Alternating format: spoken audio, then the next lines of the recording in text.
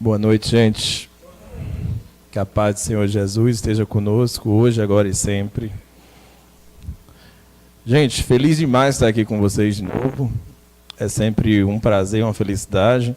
E é bom que a gente vê as mesmas carinhas aqui na frente, aí fica feliz que o pessoal fica assim. E eu acabei de ficar nervoso, que eu descobri que meu pai está aqui na plateia, ele está ali, ó, no canto. Ele não vai levantar a mão, não. Mas ele está por aí, tá? Mas é uma felicidade grande estar aqui. Recebi do Severino uma missão muito bonita, que foi esse tema maravilhoso. E quando o Severino disse, eu perguntei o tema, aí ele disse, olha, eu queria que você falasse sobre a relação, aquele trecho da Bíblia que fala sobre Marta e Maria. Aí eu me lembrava de uma maneira muito turva do texto, aí eu disse, por quê? Aí ele me explicou por quê, e eu achei muito bonito, e eu estudei, e vi que tem tudo a ver com o que a gente luta todos os dias na vida da gente. Então é basicamente sobre ele que eu vou falar hoje. Estou impossibilitado de descer hoje, porque estão filmando. Vocês sabem que eu gosto de ficar aqui embaixo, quem me conhece. Então estou aqui em cima por conta disso. Mas vamos conversar hoje sobre Marta e Maria e o quanto a passagem de Jesus nos ensinou tanto, ou lutou para nos ensinar tanto em cada pedacinho. Então, vamos lá. Os espíritos de luz estão aqui nos abençoando, sentindo mesmo. Vamos lá. Gente, a nossa história começa em Betânia, fica perto de Jerusalém, e foi em Betânia que Jesus se refugiou quando ele já entendia que o processo de desencarne ia acontecer. Foi para ali que ele foi com Maria, com Marta e com Lázaro. Então, ele se refugiou, e não fugindo, mas sim se preparando para o grande momento, o derradeiro momento, que iria nos ensinar tantas coisas. E foi ali em Betânia, muito pertinho de Jerusalém, que ele se refugiou. Mas não era tão pertinho assim, porque ele tinha que passar o Monte das Oliveiras, o famoso Monte das Oliveiras, e chegar ali em Jerusalém. Então, a gente está falando de Marta, de Maria e de Lázaro. E quando eu coloquei para procurar uma imagem, lá no nosso querido Google, né, coloquei lá para procurar uma imagem, botei Marta, Maria e Lázaro. E a primeira imagem que surgiu foi essa. E quando a gente lê a história, é exatamente isso que acontece na história toda que eu vou contar para vocês. Lázaro e Maria estão escutando o mestre.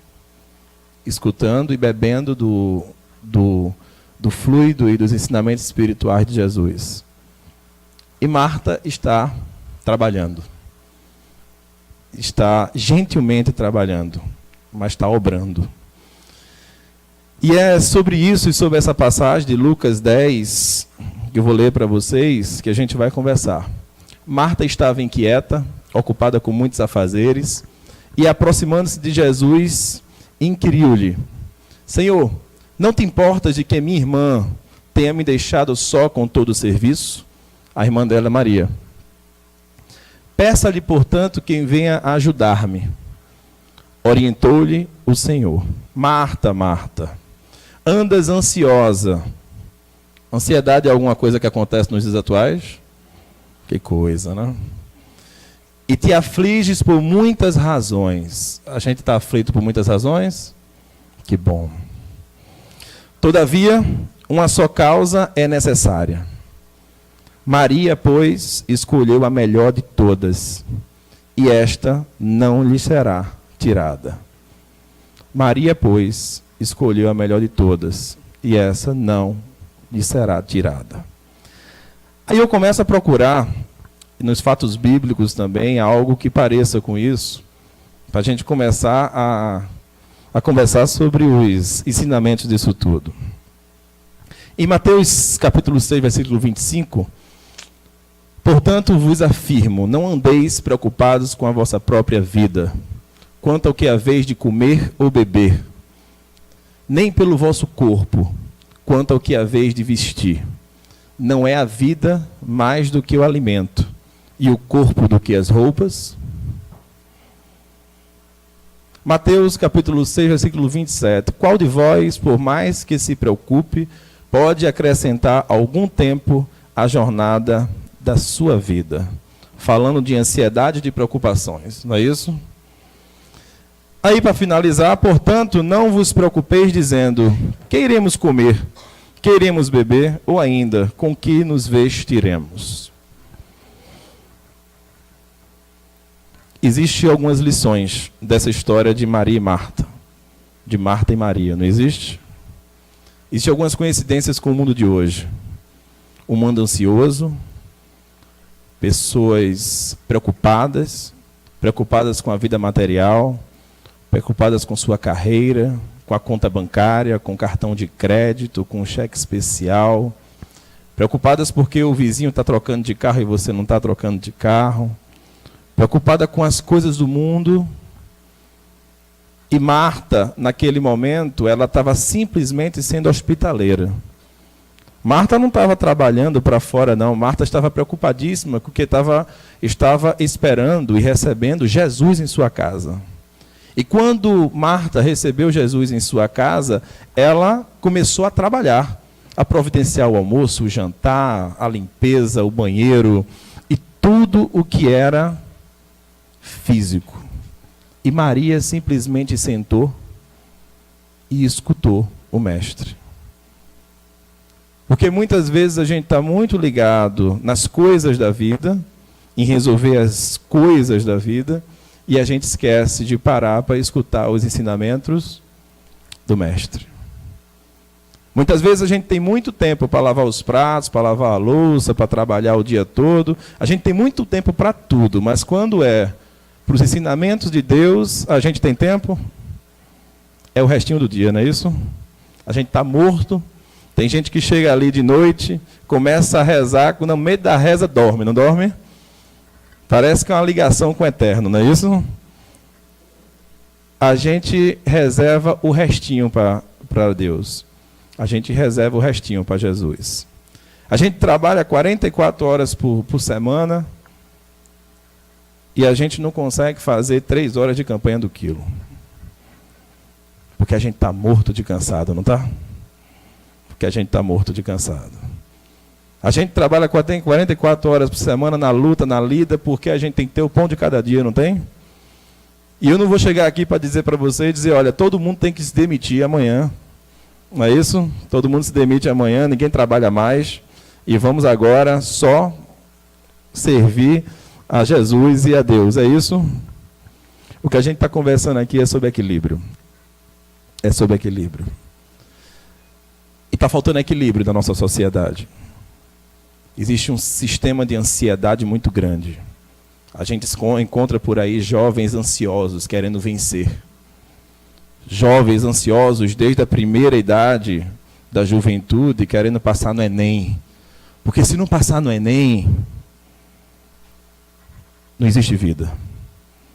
Depois são jovens ansiosos querendo ter uma vida profissional durante a faculdade e encontrar o melhor estágio, a melhor posição. E depois são profissionais que lutam para crescer dentro das suas empresas, das suas organizações, da sua vida profissional. E a gente vai lutando, não vai?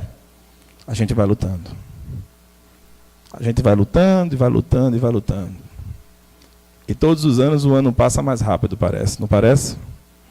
A gente já está em agosto, não está? Daqui a pouco a Criança Esperança, não é isso? Quando aparece o Criança Esperança lá na televisão, parece que quando acaba rapidamente, não acaba? Daqui a pouco chega outubro, daqui a pouco chega novembro, Papai Noel chega, e tudo começa de novo, e a gente continua correndo atrás, às vezes, do próprio rabinho, não é isso? Parece aquele cachorrinho correndo atrás do próprio rabo. Muitas vezes a gente não para pensar qual é o sentido da nossa vida aqui. Qual é o sentido de verdade? E quando Jesus alerta a Marta, ele está dizendo, olha para o que realmente vale. Olha para o que realmente tem valor. Ele não estava dizendo para Marta deixar a casa bagunçada, estava? Ele não estava dizendo para Marta não providenciar uma alimentação para eles. Ele estava dizendo para se preocupar menos. Se preocupa menos com isso. E se preocupa mais com o que é essencial. E se eu pudesse arrolar algumas lições disso tudo, a primeira seria o que a gente pode chamar de fé inabalável em Deus. E na verdade nós somos tão pequenininhos, mas tão pequenininhos, que se a gente tivesse fé do tamanho de um grão de mostarda, a gente removeria a montanha. Quando Jesus fala isso, Jesus quer dizer que a gente não aprendeu a ter fé. Se for do tamanho de um grão de mostarda, aquela montanha vai se mover na tua frente agora. Mas a gente tem que acreditar fielmente que existe uma força muito maior do que qualquer problema que a gente está vivendo. Quando a gente acredita fielmente nisso, a gente se tranquiliza. Não se tranquiliza? A gente relaxa. Porque tem Deus.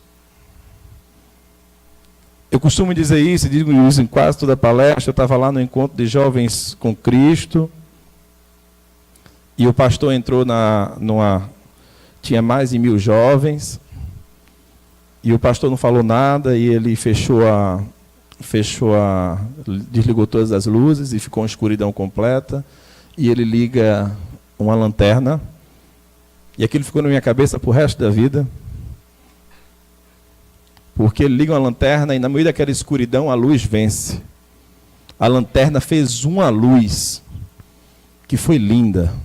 Uma lanterna desse tamanho ele liga. Naquele momento ele não ligou as luzes, colocou a lanterna para o rosto dele e disse: eu queria dizer para vocês, e para vocês não esquecerem nunca mais, que a luz ela sempre vence a escuridão. E que Jesus sempre vai vencer na sua vida. Aconteça o que acontecer, seja a provação que for, seja a expiação que for, Ele não vai colocar um fardo mais pesado do que você pode carregar, e mais do que isso, é para você aprender. Nós não estamos no planeta de passeio. Porque tem gente que leva a nossa vida aqui como se fosse um passeio, não tem? Rapaz, isso aqui a vida só tem uma, não tem gente que é assim, né? Só tem uma vida, vamos lá, vamos curtir, vamos...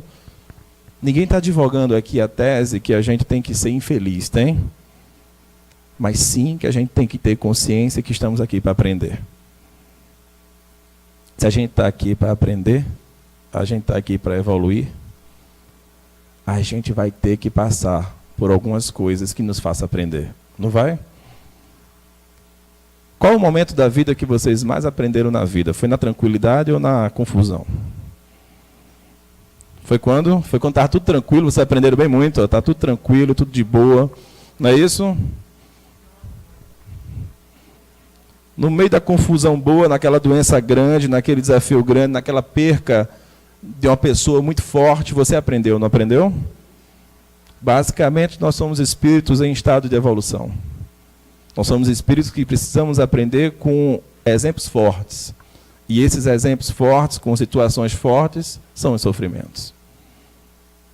E Jesus foi tão maravilhoso, Deus foi tão maravilhoso, eu falo Jesus porque Ele é o gerente da nossa querida terra, que Ele criou a arquitetura da natureza da terra de uma maneira fantástica.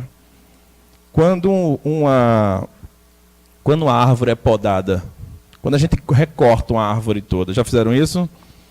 Poda uma árvore, ela nasce com a gota toda depois? Ela vem com tudo, não vem? Ela diz, você vai ver o que é bom para tosse agora, não diz isso?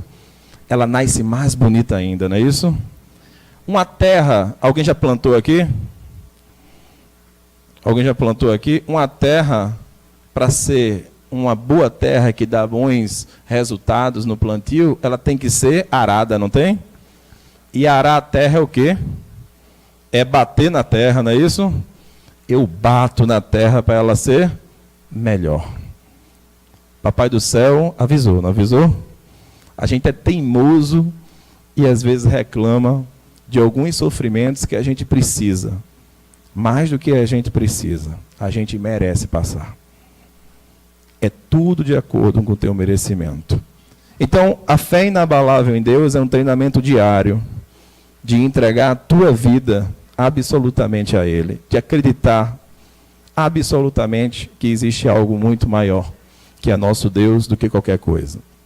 E eu nasci de família espírita. Eu nem batizado fui. de família espírita, Evangelho no Lar, campanha do quilo, centro espírita, implantando o centro espírita, indo para centro espírita. E muitas vezes o espiritismo, a gente se depara com um arquétipo. Arquétipos são certezas, né? São configurações fixas, e a gente se depara com uma coisa interessante. A gente fala muito de obsessão, não fala? Fala? A gente bota a culpa no obsessor, não bota de vez em quando? Rapaz, eu estou obsediado hoje, não é isso? Estou tão obsediado, né? Me arrepio toda quando vejo isso, vejo aquilo, não é isso? A gente fala muito de negatividade, de energias, não é isso? E muitas vezes a gente esquece que o obsessor é um espírito em sofrimento. Que o obsessor é um irmão nosso, que por algum motivo se alia, se junta a você. Porque você deu um cabo de condução. Não existe obsessão sem permissão. Você permitiu de alguma forma, e ele está se alimentando ali porque é um espírito sofredor e precisa se alimentar daquele mal que ele faz e que ele precisa. E que apesar do obsessor poder ser muito eficiente, tem obsessor que é bom de serviço, não tem? Tem obsessor que é bom de serviço. Quando você lê as psicografias de Chico Xavier, e você vai ver ali que realmente os caras são organizados, não são? Eles são organizados. Mas existe obsessor mais forte do que Deus? Porque a luz sempre vence a escuridão. A certeza absoluta de que Ele é mais forte nos enche de uma certeza de que a gente pode seguir. A incerteza de que Ele é mais forte nos enche de uma insegurança absurda e de uma angústia que entra dentro da gente e parece que não quer sair mais. Então a fé é um treinamento diário, porque se a gente tiver um grão de mostarda, a gente remove a montanha. Então acreditar em Deus, acreditar que tudo, Ele está acima, isso é muito importante. Eu digo uma segunda coisa. Primeiro, nós precisamos ter uma relação vertical com Deus, para depois ter uma relação horizontal com Deus. O que é uma relação vertical com Deus? É você com Deus. Não é sua família com Deus, não é seu marido com Deus, não é seu esposo com Deus, é você com Deus. É quando você entende que os ensinamentos dele são muito maiores do que o que passa no mundo. É quando você entende que não tem adaptação. Não pode existir adaptação. Não é você que adapta os ensinamentos de Deus. Eles são ensinamentos, eles são leis, eles são normas para nossas vidas. Isso é a tua relação vertical com Deus. Quando você está muito bem na sua relação vertical, aí sim você começa a poder ter uma relação horizontal, que é quando você começa a influenciar o outro, a acreditar, a viver o que você vive.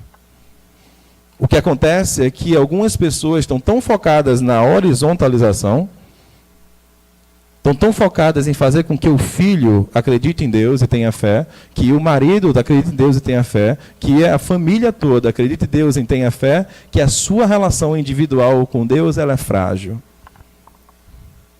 Então, nós temos uma responsabilidade absoluta sobre a nossa reforma íntima. E nós só vamos entregar o melhor para as outras pessoas se nós formos melhores. Então, uma relação vertical com Deus, para depois uma relação horizontal com Deus. É de você com você mesmo. Se você conseguir, foi você que conseguiu. Se você não conseguir, foi você que não conseguiu. Não foi culpa de ninguém. Foi absolutamente a tua capacidade ou a tua incapacidade. Mas que isso é inerente à tua jornada evolutiva. Porque você está na jornada. E ninguém tem o tempo da jornada, tem? Ninguém sabe quantas encarnações viveu, sabe? Cada um sabe o que tem gravado no seu perispírito, não sabe? Nem sabe. Porque ele aparece no teu inconsciente, é uns pensamentos meio doido, meio troncho, não é isso? Eu não sei como eu estou pensando isso. Eu não sei como isso veio na minha cabeça. Eu não sei porque eu sinto aquilo por aquela pessoa. Eu não sei porque me dá um negócio por dentro quando eu vejo aquela pessoa, não é isso? Cravado em teu perispírito, absolutamente cravado, algumas marcas de muito tempo. E essas marcas precisam ser limpas. Isso é a reforma íntima. A marca da inveja, do orgulho, da vaidade, do não pedir desculpa, do não dizer eu perdoo você, ou não dizer me desculpe, do não dizer eu te amo, não dizer vem cá me dá um abraço. A gente precisa começar a ter uma relação vertical com Deus para que a gente possa perdoar mais, amar mais e de verdade fazer mudança nas nossas vidas. Aí sim, a gente parte para uma relação horizontal com Deus. E a gente tem 3 grandes atenções na história de Marta e Maria. Primeiro, o ativismo exagerado sem sentido. A gente vive numa sociedade de muita cobrança, de muito capitalismo, tudo é dinheiro. E a gente vê e encontra nos centros muita gente com problema financeiro, muita gente angustiado porque a conta não fecha, e um ativismo absurdo para manter um padrão, uma forma, um jeito que a sociedade disse que tinha que ser. E para que isso? E para quê? De verdade, para quê? Por que não mudar tudo isso e encaixar teu padrão de vida num padrão normal, para tu ter calma e tranquilidade, para entregar para a vida o que faz sentido? O que faz sentido? Eu vejo grandes amigos meus angustiados, Diogo, não aguento mais, é o colégio do menino. Eu disse, e aí, quanto é que é o colégio do menino? R$2.000 o colégio do menino. Eu tenho 2, é R$4.000, e estás aperreado. É, porque eu tive que trocar o carro estava velho. Quantos anos tinha um carro? 2 anos de uso. Eu disse, danou-se, bicho, a tua vida realmente é complicada. Não, bicho, eu tive que trocar o apartamento, estava apertado, estava muito apertado. Quantos metros quadrados tinha? 80. Comprasse um de 120, foi, estou apertado, Diogo. Trabalhando de manhã, de tarde e de noite. Meu amigo, você vai trabalhar para o resto da vida, homem. Você vai trabalhar para o resto da vida. Vai ser bom. Vai ser bom. O trabalho dignifica o homem. Mas você vai trabalhar de manhã, de tarde, de noite para pagar seu carro, pagar seu apartamento, pagar os melhores colégios do mundo para o seu filho. E você vai esquecer de fazer sua reforma. Porque o tempo vai cobrar. O tempo não muda. Você negocia com amanhã, com ontem? Olha, eu vou voltar ontem ali e vou fazer. E mais grave do que não negociar com o tempo é que você não sabe o tempo que tem. Não sabe o tempo que tem. De repente, você foi embora. E o que é que você fez?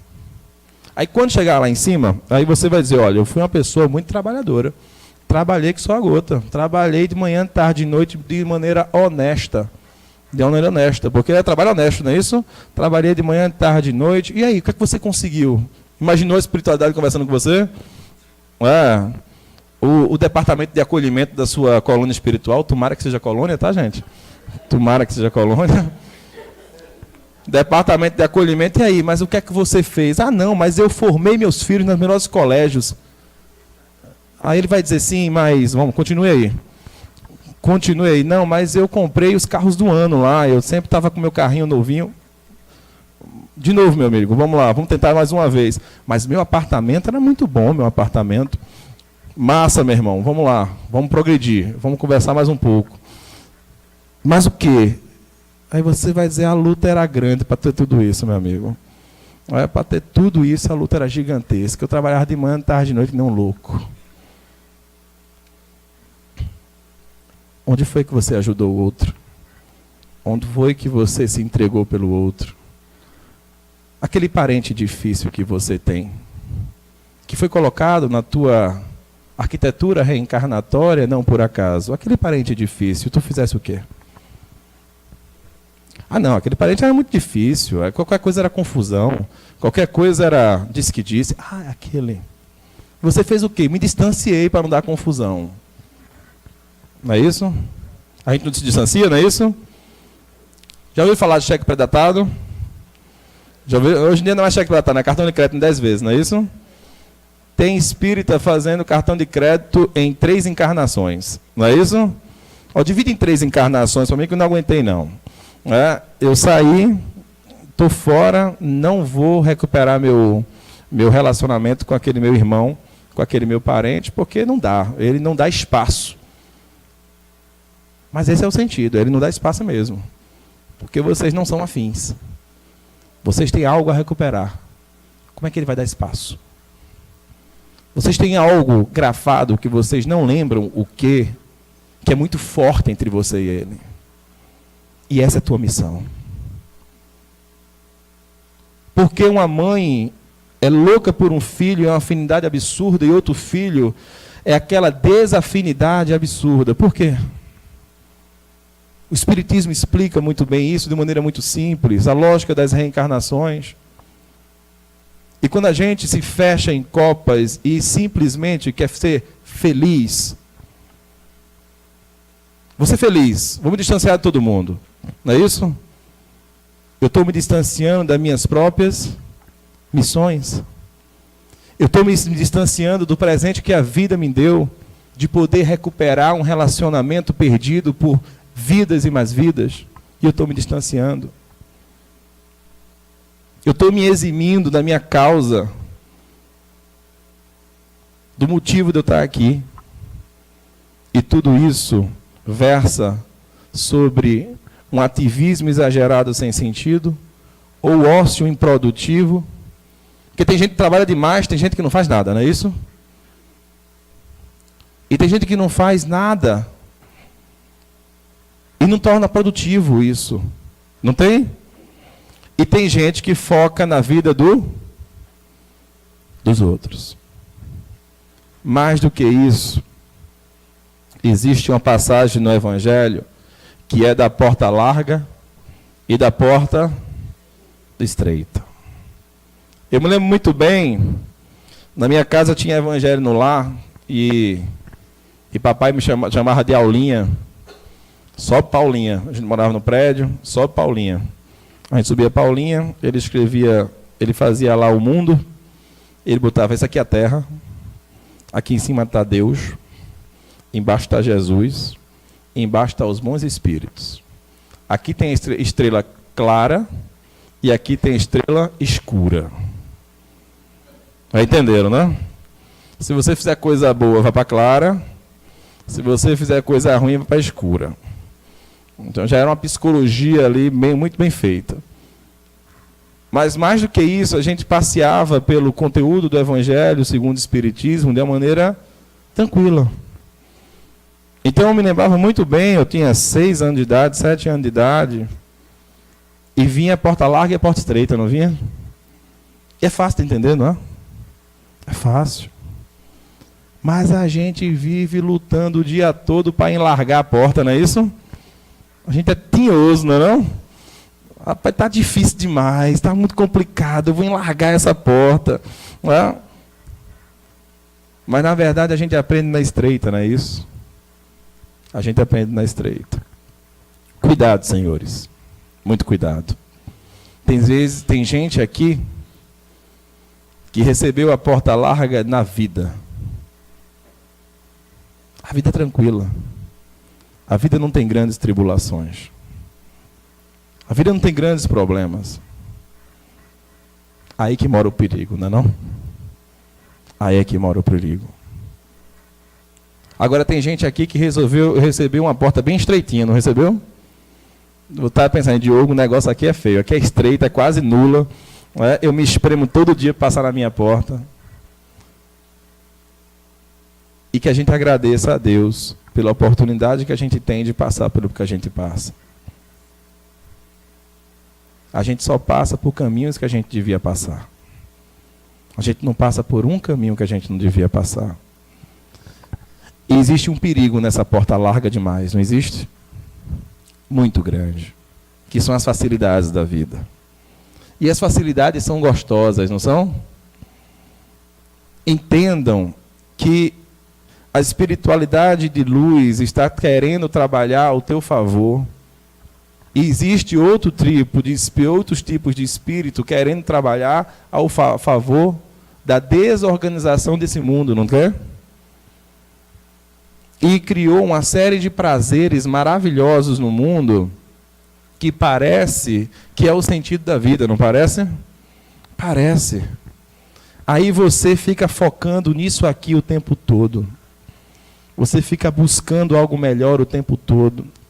E tem a tal de teoria da prosperidade, não é isso? Tem que prosperar, tem que ganhar, tem que ter mais. Você merece tudo que você tem, meu amigo. A luta pela vida é boa. Alguém está dizendo aqui para vocês serem voto de franciscano, de São Francisco de Assis? Seria muito bom que a gente estivesse nessa jornada, nesse ponto. Mas a gente está dizendo para a gente equilibrar a nossa vida. Porque às vezes está bom. Está bom de coisa material. Vamos começar a buscar as coisas espirituais da vida. Às vezes passou. Às vezes é diminuir, não é aumentar. Às vezes é simplificar, não é complicar. Às vezes é simplesmente tomar uma decisão que vai de encontro a tudo que você aprendeu sobre vida material na vida. Às vezes é simplificar para você viver a essência da sua vida. E você ter contato, de fato, com sua real missão de vida, que é evoluir. Então, muito cuidado com a porta larga e agradeçam o estreitismo de algumas portas que são muito fortes. Nada mais importante que sua reforma íntima. Nada. Mas a vida é cheia de desatenções, não é? Tem muita coisa que acontece na vida da gente que puxa a gente da atenção da reforma. E a vida é cheia de armadilhas que faz com que a gente saia do sentido. E Jesus disse uma coisa que é orai e... Ele disse, não disse? Às vezes a gente tem gente que está no caminho certo. Já viram isso? Está no caminho certo, está no trilho. Está fazendo sua reforma, está lutando, está fazendo a caridade, está orando, está fazendo campanha do quilo. Eu não estou falando que a gente é perfeita, estou falando que a gente é perfeita. A gente está no caminho, está na luta. Aí parou de vigiar. Não tem isso? Parou de vigiar. Parou de vigiar. Opa, eu posso isso aqui também. Mas eu também sou gente, eu preciso viver um pouquinho. Não é isso? Eu também sou gente, eu preciso viver um pouquinho e relaxar. E eu também sou gente. Aí sai do trilho. Não sai do trilho? E descarrilha tudo. Não descarrilha? Pode perceber. Você passa 6 meses, 1 ano, depois descarrilha tudo. E você descobre que o trilho era melhor. Você descobre que nos momentos mais de paz da sua vida, não foi quando você gastou mais dinheiro. Os momentos mais de paz da tua vida foi quando você teve contato com o amor de verdade. Foi quando você recebeu aquele abraço que você esperava tanto. Foi quando você disse que amava uma pessoa que você ama de verdade. Quando você recuperou um relacionamento que estava perdido, você sentiu uma felicidade muito grande, não sentiu? Foi quando você estava ajudando o outro, que você não sabia nem quem era. Ali você sentiu as maiores felicidades da sua vida. Foi quando seu filho nasceu. Custa alguma coisa para um filho nascer? Aquele processo ali? Tem gente até inventando que custa, né? Tem gente contratando não sei o quê, né? Mas é de graça, não é não? O filho nasce. Então, senhores, não tem preço. Absolutamente, a nossa reforma depende de nós mesmos. E quanto mais perto de Deus a gente tiver, mais a gente vai praticar essa reforma. Mas você pode estar dizendo o seguinte: sim, Diogo, mas tudo isso está certo, a gente vê aqui todos os dias aqui no centro, concordo, é reforma íntima mesmo, a história de Marta e de Maria realmente é fato. Mas como é que a gente faz isso? Como é que a gente, a partir de hoje, a gente começa uma jornada de transformação em nós mesmos? A doutrina espírita é muito rica, não é? A doutrina espírita é maravilhosa, porque ela nos dá um mapa da mina, não dá? É um mapa completo. Vamos visitar a doutrina para ver se tem resposta? Vamos lá de doutrina espírita para ver se tem resposta. A doutrina espírita nos diz que o nosso querido Jesus é o patrono espiritual do nosso mundo, não é isso? Então, por meio dele, ele manda a terceira revelação ao mundo. A primeira é Moisés, a segunda ele veio resolver a bronca, não é isso? Veio ele mesmo para dar uma grande mensagem. E a terceira revelação,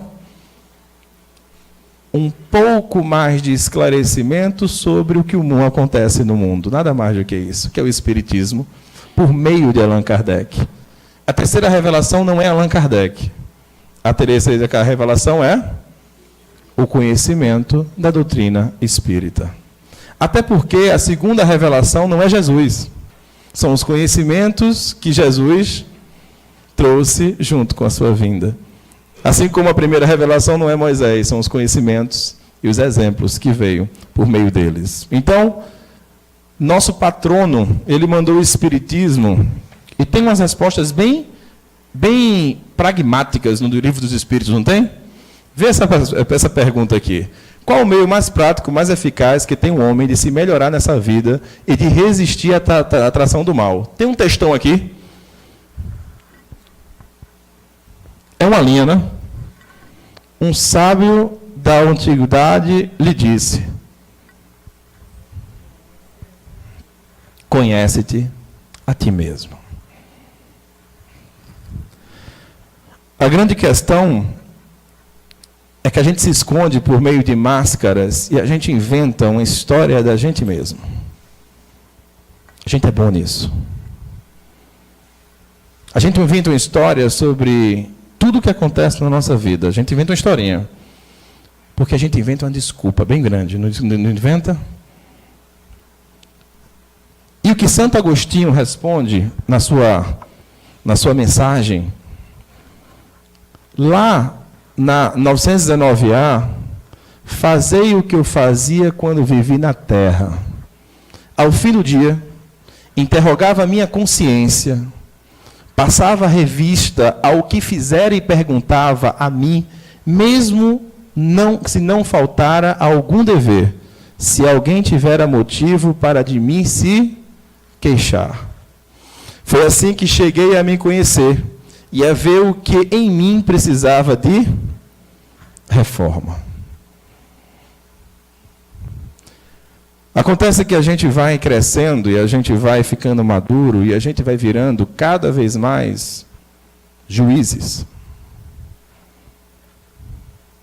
Máquinas de julgamento. A gente absolve e julga. A gente condena. A gente diz, esse aqui não presta, esse aqui é ruim. Aquele dali fala mal das pessoas. Aquele dali é invejoso. Ali é orgulhoso. Aquele dali não é bom para você se relacionar, meu filho. Aquele dali também não presta. A gente vai absolvendo e condenando. Absolvendo e condenando. Como se a gente tivesse alguma autoridade para fazer isso. Porque o próprio Jesus disse: atire a primeira pedra quem não tiver pecado. Então fale do outro, quem não tiver pecado. Disserte sobre a vida do outro, errada, se você estiver completamente correto, assim como Jesus é. Você é? Então fique quietinho. Fique bem quieto. E foque na sua reforma. E todos os dias à noite pergunte o que eu deixei de fazer e o que eu fiz de errado. E não esqueçam o que eu deixei de fazer pelo outro e o que eu fiz de errado. Porque tem gente que começa a existência e termina a existência e não fez nada de errado para ninguém. Concorda? Mas também não fez nada pelo outro. Fez nada errado. Eu nunca fiz mal a ninguém. Eu tá bom. E bem, vamos lá, vamos conversar sobre bem. Bem a alguém, mas você fez? Bem, de fato, a alguém que é difícil de fazer o bem. Teu desafio de vida. Você fez? Você saiu do seu pedestal, porque nós todos temos nossos pedestais, não temos? Desce do teu pedestal e para aquele que tu acha que está completamente equivocado com você, e está errado com você e te feriu, e você vai lá e dá um abraço e diz, eu amo você? Ou no mínimo, dar um abraço, não dizer nada, e dizer para você mesmo, eu estou tentando te amar, eu estou tentando te entender. Na minha jornada de evolução, eu estou aqui tentando, lutando como um louco para entender você. É isso que você está fazendo da vida? Ou você está simplesmente excluindo as pessoas da sua vida? Porque você é absolutamente um juiz que pode excluir as pessoas da sua vida e pode incluir pessoas na sua vida. Eu não estou falando de gente que exclui e inclui pessoas fáceis, porque as pessoas fáceis são caracterizadas no espiritismo como reencontros de almas, espíritos afins, que vieram para te reabastecer de energia para a guerra e para a luta. Aí você decide usar esses reabastecimentos de energia para guerrear onde? Se você desistiu das suas guerras. Porque muitas vezes a espiritualidade planeja uma arquitetura reencarnatória que diz, olha, eu vou te colocar do lado de um marido que vai ser teu espírito afim. Ele vai ser contigo e não abre. O relacionamento de vocês vai ser maravilhoso. Mas você vai ter um filho que vai ser um grande desafio na sua vida.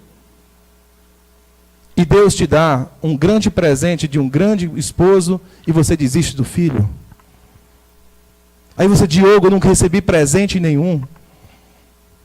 Nenhum, o negócio está feio aqui em casa. Eu olho para um lado, olho para o outro, olho para frente, olho para trás, não tem presente nenhum. Olha direitinho à tua volta. Tem uns presentes, não tem? Sempre tem. Mas às vezes a gente está tão envolvido nos problemas, a gente esquece dos presentes que Ele nos deu. Reabastece nos seus reencontros, mas não esquece da tua luta. Porque muitas vezes a gente só está trabalhando.